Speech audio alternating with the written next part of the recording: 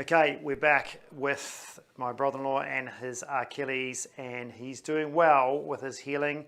The calf strength is getting there, and the tendon strength is getting there, and we're going to show his calf raise ability in a moment. But let's have a look at the tendon. So this is what a tendon that has been, and then naturally heal back together because he's been in the boot. He's now sitting around week 22.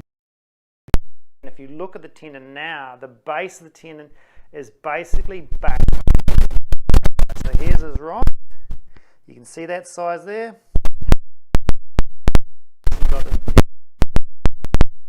That is a massive change to what it was, say, even 10 weeks ago, where it was like way out here. What is still thick is above here. So if you look at this tendon here, he is thin there, and it is obviously clearly thicker there. But that's the rupture side. But what the good news is that is, again, that is about half the size of what it was as well. So this whole thing has been improving and reducing in the size. So it's getting less thick in there, the tissues are improving, and it's because he's doing so much strengthening, but he's also had so much time to heal as well. Now, what's interesting about this calf is that it is atrophied, which most calves do. So what happens in an Achilles rupture, and if you've had one of these, this is what you'll notice as well, is most of you will lose that medial gastroc. Okay, that'll just sort of flatten off in an atrophy way. Now, if you've normally got sort of decent sort of calves like Phil has, you won't notice that that goes away until you sort of have to use it and really look and go, oh, okay, actually there's a shape here and this one has lost a bit of shape. So that muscle there, that loss of power there is what's going to define how well you can calf raise usually. And you'll notice with him, he struggles on the calf raise. So he can do everything else. He can get on the bike, he can walk, he can do, you know, double-legged calf raises, he can hop, he can jump on a trampoline. It's great. There's no pain. He feels great. His flexibility is absolutely fine. Like, he's way above sort of 10 degrees. He's awesome. But he can't calf raise on a single leg by himself. So he's technically banned from running until he can get a calf raise, meaning going up on his toes on one leg.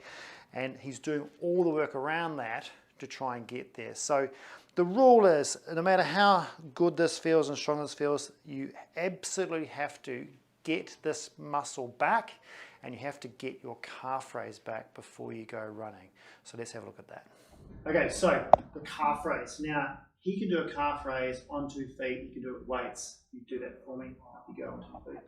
You can do that, fine. You can see that muscle's working, right? But when you look at the size of this compared to the size, now you'll see how much bulk he's lost. And it's quite a lot. There's tone there, which means he can do stuff, but the bulk is gone. So when he goes onto one leg to support his body weight, his brain, one, it's not strong enough to probably do it. That's half the problem.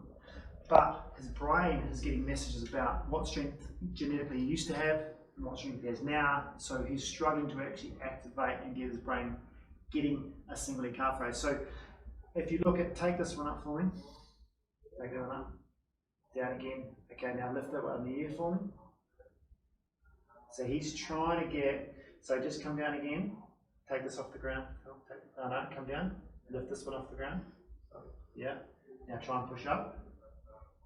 See how you just can't get there, right? And he has to put a bit of weight there. Now he's got a little bit, and it is working, but the amount of work he has to put in is quite a lot. And if you're one of these people, it is not that you do anything wrong, it's just that you have to put a ton of work on it day after day after day to try and get this calf raise. Now, one way of doing that is, go back to 2 again, is he can just do his normal calf raises, right? He'll do those, which gives more range.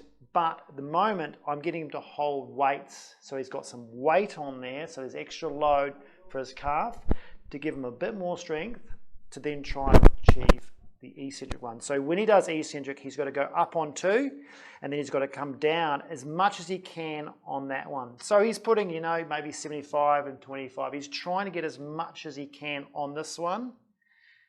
And eventually this will end up being 0, and that'll be 100. Even if it's halfway, that'll do, okay? And then he can work on, so if he comes up sort of halfway and then tries to take it off, when he gets better, then he can come up full way all the way up and then come down.